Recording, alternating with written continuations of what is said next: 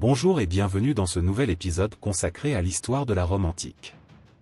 Aujourd'hui, nous allons explorer un moment crucial de l'Empire romain, les réformes de l'empereur Dioclétien et l'instauration de la tétrarchie. À une époque où l'Empire était menacé de toutes parts, ces réformes ont permis d'en assurer la stabilité, du moins temporairement. À la fin du IIIe siècle après Jésus-Christ, l'Empire romain est en pleine tourmente. Depuis près de 50 ans, il est secoué par des guerres civiles, des invasions barbares et une grave crise économique. Les empereurs se succèdent à un rythme effréné, souvent renversés par des usurpateurs ou assassinés par leurs propres troupes. C'est dans ce contexte que Dioclétien prend le pouvoir en 284 après Jésus-Christ. Dioclétien est un militaire originaire de Dalmatie, une province romaine située sur la côte orientale de la mer Adriatique. Elle couvrait une grande partie de l'actuelle Croatie, ainsi que des territoires aujourd'hui situés en Bosnie-Herzégovine, au Monténégro et en Albanie. Conscient de l'ampleur des problèmes, il entreprend de vastes réformes pour restaurer l'autorité impériale et renforcer l'Empire. Il centralise le pouvoir, réorganise l'armée et lutte contre l'inflation en imposant des prix fixes sur de nombreux produits. Mais sa réforme la plus marquante reste sans doute l'instauration de la tétrarchie.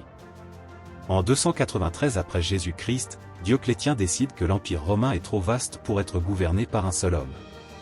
Il met en place un nouveau système de gouvernement, la tétrarchie.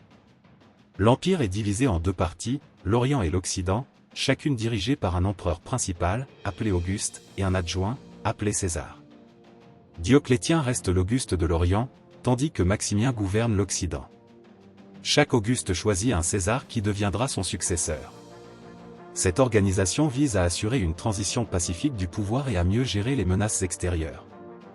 Grâce à la tétrarchie, l'Empire connaît une période de relative stabilité. Les frontières sont mieux défendues, et les conflits internes sont réduits.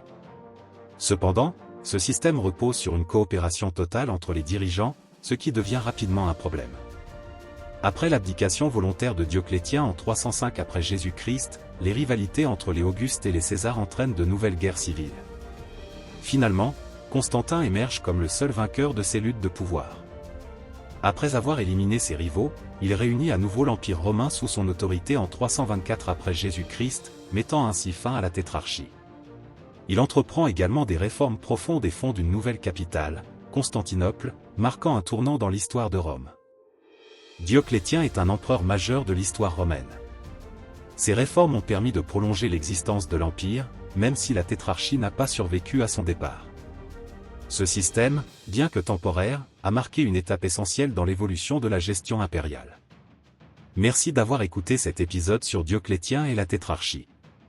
Si vous avez aimé ce podcast, n'hésitez pas à vous abonner pour découvrir d'autres moments clés de l'histoire de la Rome antique.